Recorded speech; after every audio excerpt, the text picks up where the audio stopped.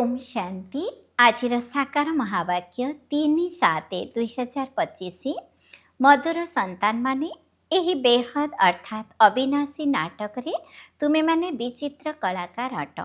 यह हेउछि अनादि नाटक, एथिरे किछि भी बदली पारिबो नाही।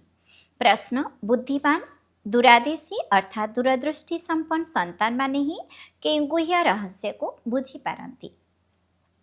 उत्तर, मूलवतनରୁ आरंभ करी संपूर्ण ड्रामार आदि मध्य अंतर जो गूढ़ रहस्य रही ताहा दूरदृष्टि संपन्न संतान माने ही बुझीपारे।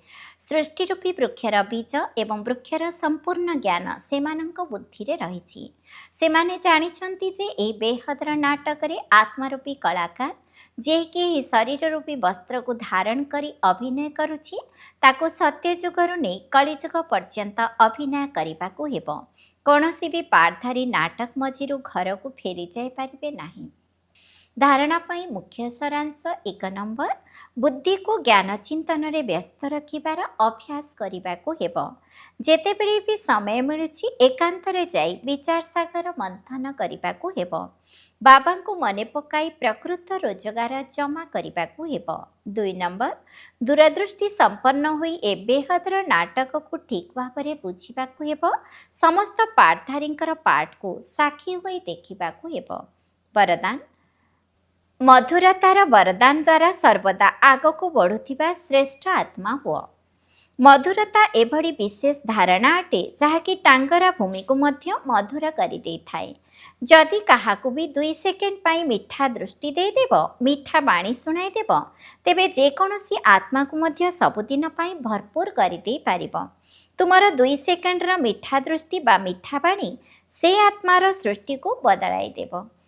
तुमर 2टी मधुर बाणी मध्य सदाकाल पाई सेमानंकु परिवर्तन करिबार निमित्त होई जिवो। सेथिपाई मधुरतार वरदान को सर्वदा साथी रे रखि थाओ। निजे सर्वदा मिठा होई रुह एवं समस्तंकु मिठा करि दियो। स्लोगान, जदि प्रत्येक परिस्थिति रे राजी अर्थात संतुष्ट रहिबो तेबे राजयुक्त अर्थात रहस्यर ज्ञाता होई जिवो।